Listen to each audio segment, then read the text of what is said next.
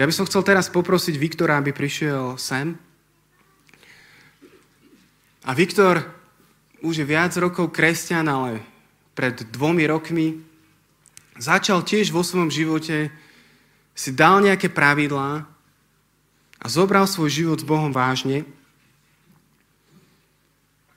A tie 2 roky, ktoré si stráži svoje srdce, prinášajú ovocie v jeho živote. Ja mám príležitosť to tiež vidieť. A ja by som sa ho chcel spýtať práve na to praktické. Ako strážiš svoje srdce? Ako strážiš ty svoje srdce? A či máš v tom nejaké pravidlá? Tak ďakujem Bohu, že môžem niečo tu hovoriť teraz a mám príležitosť. A samozrejme, aby strážiť srdce, ale aby fungovalo niečo, potrebuje systém. Aby fungoval tento štát, potrebuje sa nejaký systém. Aby fungovala hociaká firma. Aby si vedel strážiť svoje srdce, potrebuješ mať nejaké princípy alebo praktické pravidlá, na ktorých budeš stať, ktorých budeš dodržovať. A mne sa, chvála Bohu, darí každý deň už 2 roky, viac, naozaj byť pri Bohu. A prežívam také veci, že naozaj viem vtrhnúť rýchlo do svätyne svätých a zažiť živého Boha, ktoré som predtým len som sníval o tom, len som myslel, že Boh je. A Bibliu som čítal. Viktor, poprosím ťa, aké je to prvé pravidlo? Lebo každý chceme ísť tých 440, každý chceme zažívať to Božie požehnanie. Aké máš prvé pravidlo? Tak, je to takých 5 princípov. Prvý je minimálny čas. Keď prichádzam do komórky ráno, tak ja s Bohom som si určil, a to na tebe každému, môžeš sa rozhodnúť, že je minimálny čas, ktorý ja strávim tam. Môžeš viacej. Napríklad, môžeš sa rozhodnúť od dneska, že 5 minút už bude od dneska do konca môjho života tu na zemi. Budem stále s Pánom každý deň, ale 5 minút. A môžeš sa modliť aj hodinu, ale 5 minút dodržať. Lebo Pán Boh miluje, keď povieš sľub a dodržíš. A prečo je potrebný ten tak minimum? Napríklad, pozrite sa na každý na seba. Každý máme telo. Ale minimum to je naša kostra. Keby nebola kosti, tak by nás nemohlo čo udržať. My potrebujeme, máme ešte aj svaly, krv tam prúdi, šlachy, všetko tam je. A môžeš sa modliť viacej. Samozrejme, môžeš modliť mať aj 3-hodinový. Ale musíš mať nejaký konkrétny čas, pod ktorý neklesneš nikde. Tak to môžeš dodržať. Čo sa stane, keď nestihneš v ten jeden deň? Keď náhodou zaspieš. Stane sa. Aj mne sa stalo niekoľkokrát. Ale Boh je milostivý a povedal mi: Viktor, vieš čo urob? Na druhý deň zober 2-krát násobne svojho minimuma. A keď máš minimum 2 hodiny a ty si zaspal, a na druhý deň treba 4, tak preto radšej menšie minimum, aby si... A preto môžeš zväčšovať minimum, ale to je počase. A je dobre naozaj na druhý deň 2-krát a Boh si to ctí. A ty si zoberieš naspäť to požehnanie. Lebo požehnanie je na každý deň pripravené. Ale my sme neprišli do komórky, nezobrali sme od Ježiša a potom sa čudujeme, čo cez deň sa nám trafí všeličo. Ďalší princíp je strážca. Ja ho ešte volám podriadenosť alebo zodpovednosť. Keď sa rozhodneš modliť, potrebuješ fyzického strážcu. Človeka, blízkeho. Najlepšie je, keď si ženatý manželka alebo manžel. Ale keď si nie je ženatý, tak zo skupinky. Lebo vydatá. Zo skupinky kamarátov, ktorí tiež sa zapália s tebou, budú chodiť a naozaj hľadať tvár Božu. Potrebuješ. Prečo potrebuješ?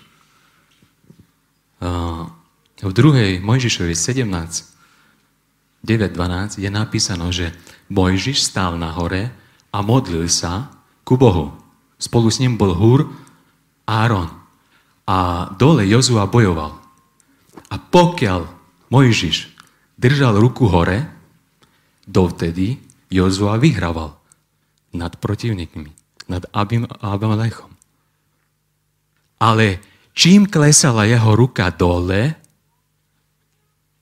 tým Jozua prehrával.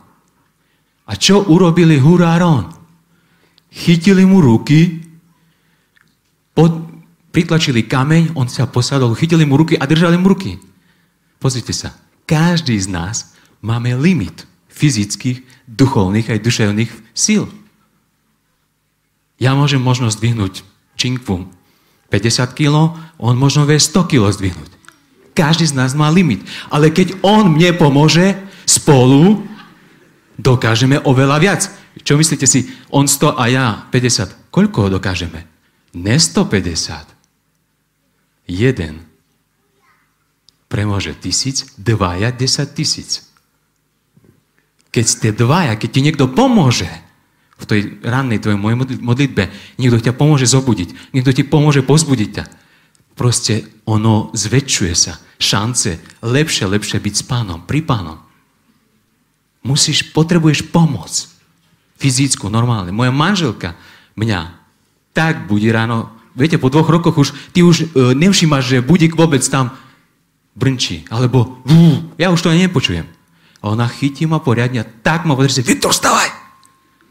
Proste ja som jej dal právo. Lebo keď toto ja nebudem ráno robiť, tak ja som nič. Ja som obyčajný len človek.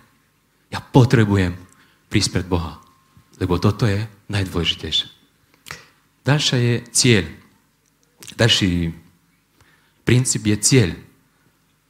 Keď ty nebudeš mať cieľ v modlitbe, alebo do modlitby, tak správny cieľ, tak ty stratíš modlitbu.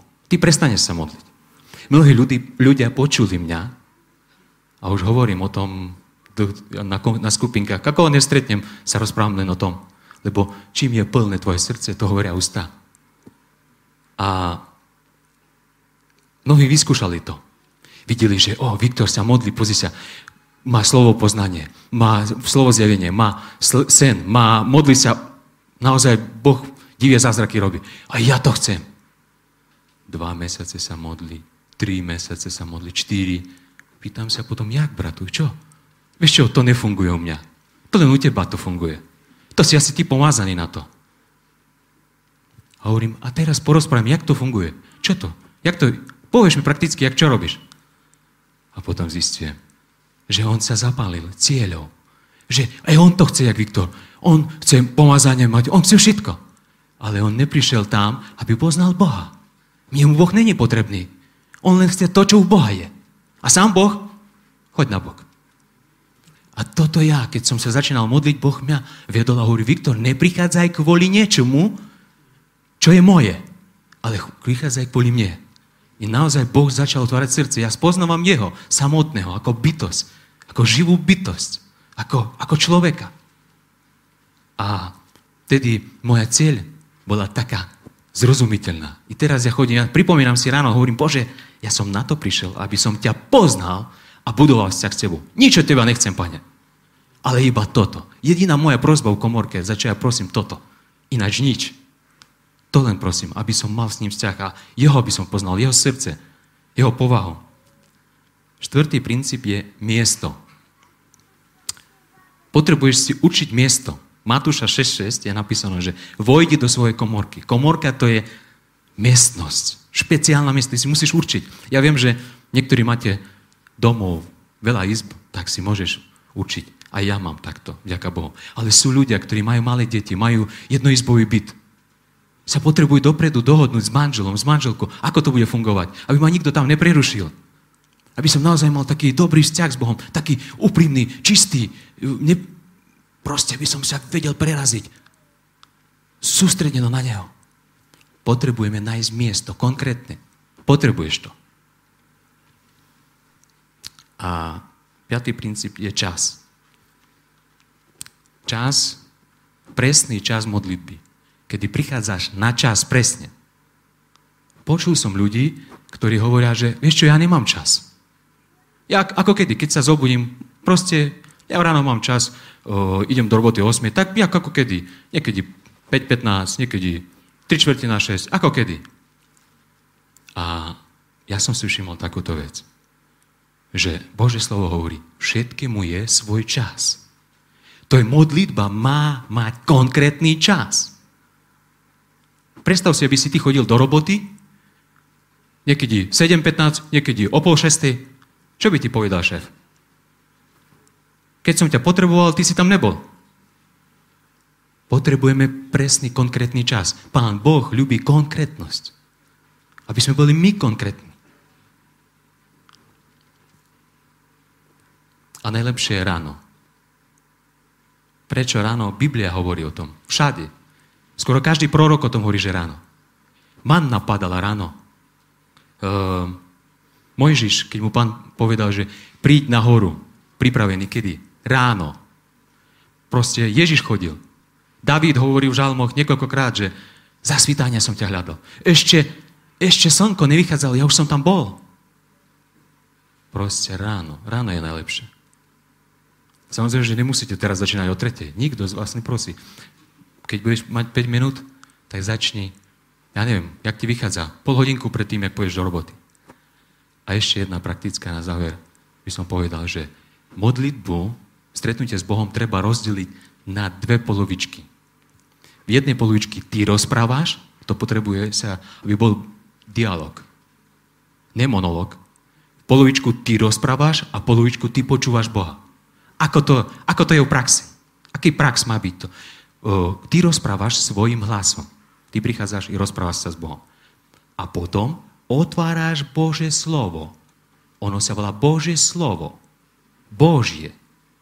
Bibliu. Ty nemusíš teraz... Boh hovorí teraz, ticho som, čo pohovorí? Zahovorí jak človek?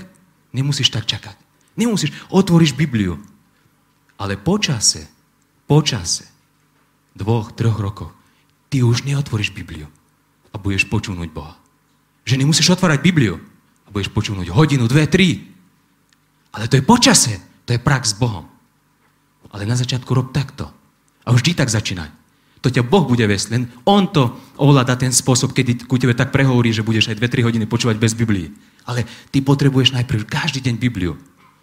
Polovičku teda času, keď máš 5 minút, tak 2,5 minúty budeš ku nemu hovoriť a 2,5 minúty prečítaš jeden verš.